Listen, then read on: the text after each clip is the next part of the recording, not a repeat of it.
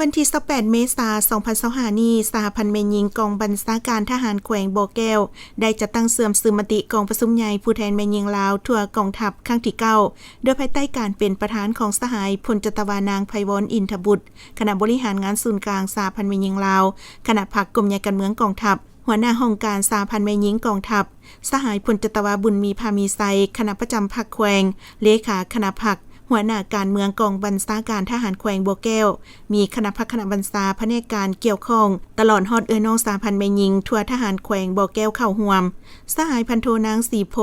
รมลินทองหัวหน้าแผนกสาพันธ์แม่หญิงกองบัญชาการทหารแขวงบ่อแก้วได้ผ่านบทรายงานย่อการจะตั้งปฏิบัติหน้าที่เวียกงานที่พ้นเด่นและยะผ่านมาได้ยกให้เห็นด้านดีด้านคงข้างและทิศทางแผนการในต่อหน้าจะต้องได้ปรับปรุงแก้ไขให้ได้มากผลสูงจากนั้นสหายพันโทนางแพงดีสมสนิทหัวหน้าห้องการสั่งรวมสหพันธ์แม่หญิงกองทัพได้เผยแพร่แผนพัฒนาแม่หญิงกองทัพระยะ5 ปี 2021-2025 และทิศทางแผนการปี 2026 ปี 2030 และผ่านมติกองประชุมผู้แทนแม่หญิงกองทัพครั้งที่9โดยปฏิบัติตามทิศทางวิสัยทัศน์ยุทธศาสตร์และแผนพัฒนาแม่หญิงแห่งชาติ5 ปีครั้งที่8ปี 2021-2025 เพื่อบรรลุตามเป้าหมาย10แผนงาน65โครงการของแผนพัฒนาแม่หญิงแห่งชาติวางออกสหพันธ์แม่หญิงกองทัพได้หันเอาแผนงานโครงการดังกล่าวมาเป็นแผนพัฒนาแม่หญิงกองทัพประกอบมี10แผนงาน54โครงการเข้าในเวียกงานตัวจริงตามสภาพพิเศษและเงื่อนไขตัวจริงของสหพันธ์แม่หญิงกองทัพเห็นได้ว่าสมาชิกสหพันธ์แม่หญิงกองทัพมีคุณธาตุการเมืองนักแน่นเสื่อมซึมต่อแนวทางนโยบายของพรรคกฎหมายของรัฐมติคำสั่งของคันเทิงมีความสามัคคีเป็นเอกภาพภายในภายนอกอย่างแน่นแฟ้นมีสติต่อกลอุบายมากเพศทำลายของกลุ่มคนบ่หวังดีห่าวหันในการปฏิบัติหน้าที่การเมืองด้วยความรับผิดชอบสูง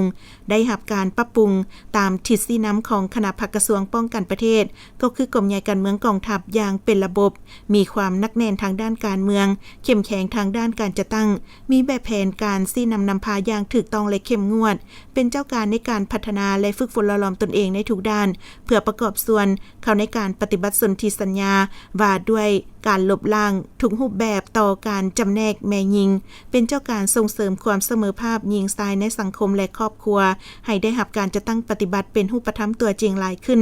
สร้างความเข้มแข็งให้คณะนำสหพันธ์แม่หญิงแต่ละขั้นให้มีความรู้ความสามารถในการนำพาการปาฐกถาการให้คำปรึกษาโดยเสื่อมบทบาทหญิงชายเข้าแต่ละหน้าเวียกรักษาได้มูลเสื้อดุมันเพิ่มพูนผลิตผลมีน้ำใจประหยัดอดทน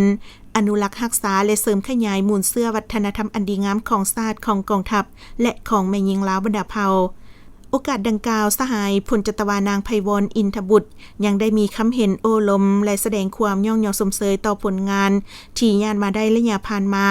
พร้อมทั้งเน้นหนักให้สืบต่อเวียกงานศึกษาอมหมการเมืองนำพาแนวคิดให้พนักงานดักหบสุ่มใส่สร้างเศรษฐกิจครอบครัวให้น้ำมือดีขึ้นเป็นเจ้าการรักษาลักษณะที่เป็นมูลเสื้ออันดีงามของแม่หญิงลาวคณะพรรคคณะบัญชาแต่ละขั้นสืบต่อซี่นำพาอำนวยความสะดวกและให้การช่วยเหลือองค์การจัดตั้งสหพันธ์แม่หญิงได้เคลื่อนไหวตามพระบทบาทของตนอย่างเต็มส่วนโดยกำแน่นต่อแนวทางเปลี่ยนแปลงใหม่ของพรรคระเบียบกฎหมายของรัฐบรรดาข้อกำหนดกฎระเบียบของกองทัพวางออกให้เข้มงวดมีแบบแผนวิธีเหตุเวียกที่ทันสมัยหัดแน่นความสามัคคีเหตุเวียกรวมศูนย์ประชาธิปไตยแบ่งเวียกให้บุคคลรับผิดชอบปรับปรุงก่อสร้างพรรคก่อสร้างพนักงานให้มีความเข้มแข็งนักแน่นมีคุณธาตุการเมืองมีคุณสมบัติศีลธรรมปฏิบัติเพิ่มทวีการพัวพันหัวมือสามัคคีภายในและสากลสร้างเศรษฐกิจแก้ไขชีวิตการเป็นอยู่ตามทิศกรมใหญ่พระราชการกองทัพวางออกและนำเอาเนื้อในจิตใจ